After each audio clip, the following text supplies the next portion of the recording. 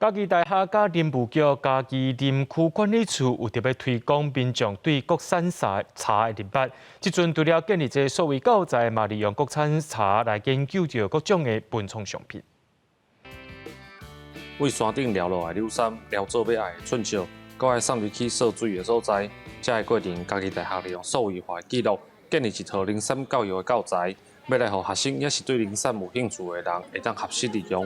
想要进入这个产业，他可以先去看一下、了解一下，然后之后再进入这个产业。这样，他们在网络上课就可以取得公务人员的时数，在学生的部分，他就可以知道他对专业的一个了解。嘉义林区管理处为2019年开始，利用本期湖30公顷的临港林地，提供60年生的柳杉，予嘉义大学地形新林经营计划。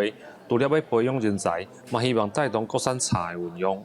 培养现在人才去从事我们怎么台湾的林业经营，造成我们以后国产材的自给率能够很快的提升。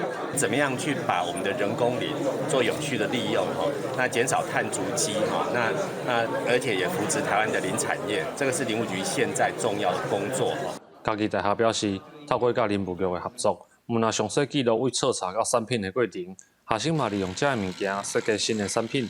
未来嘛希望这个教材会当提供予相关大学科系使用，全面带动国内林业经营的知识甲技术。